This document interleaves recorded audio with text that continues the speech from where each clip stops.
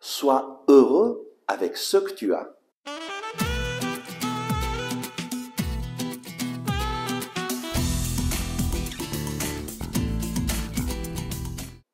Le Christ est ressuscité. Chers amis, bonjour. Nous lisons aujourd'hui de la lettre de Saint Paul aux Philippiens au chapitre 4, versets 11 et 12. J'ai appris, en effet, à me suffire en toute occasion. Je sais me priver comme je sais être à l'aise. En tout temps et de toute manière, je me suis initié à la satiété comme à la faim, à l'abondance comme au dénuement. Veux-tu être heureux? Beaucoup de personnes pensent que le bonheur, c'est d'avoir ce que les autres ont. Et alors, si j'aurais ça, eh bien, je vais être heureux. Et donc, il faut toujours plus d'argent pour pouvoir avoir toujours plus de choses. Et quand on a ces choses, eh bien, à la fin, nous ne sommes pas heureux. Pourquoi?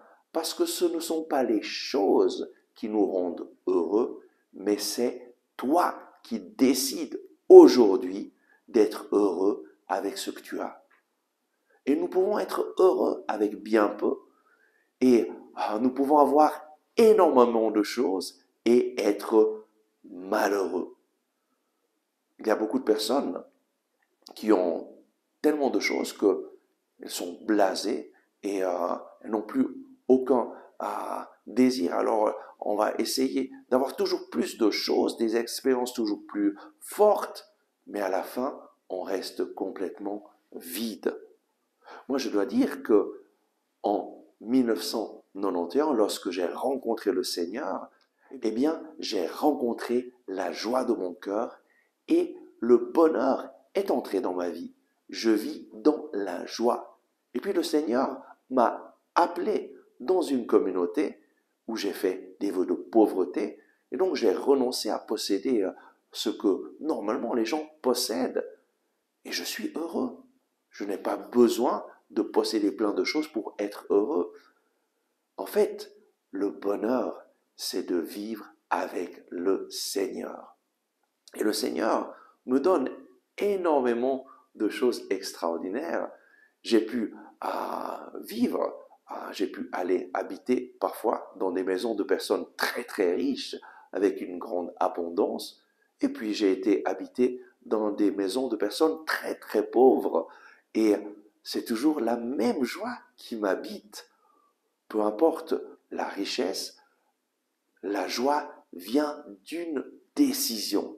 La décision de me contenter de ce que j'ai et de vivre dans la joie en remerciant le Seigneur dans ma situation.